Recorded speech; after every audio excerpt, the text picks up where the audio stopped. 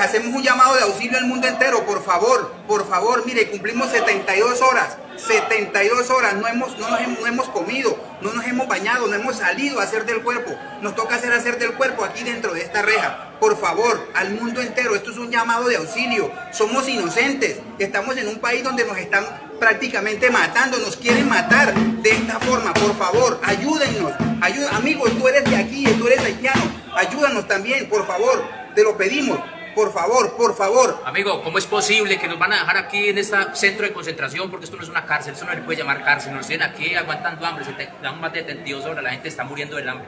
Por favor, hagan algo, o miren a ver qué pueden hacer por nosotros. Gracias. Por favor, a todas las personas que vean este video, llevamos 10 meses detenidos, sin abogado, sin ser acusados de ningún delito, torturados, inculpados, sin acceso a un abogado, sin juez. En este país no hay sistema judicial, no hay jueces, no hay absolutamente nada. Estamos en esta prisión, llevamos 72 horas sin comida.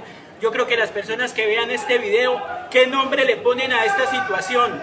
Encerrados, aislados, acusados, sin abogado, sin juez, sin comida, sin agua. ¿Cómo le llamamos a esta situación? 10 meses de abusos, de atropellos, de excesos, y nada pasa nada, y nadie dice nada.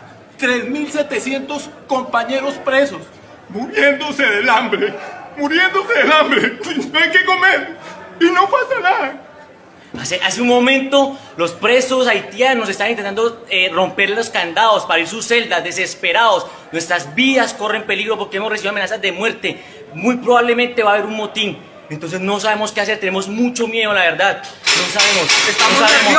Estamos nerviosos, señores. Ayúdenos, por favor. Ayúdanos, amigo. Ayúdanos, por favor, ayúdanos.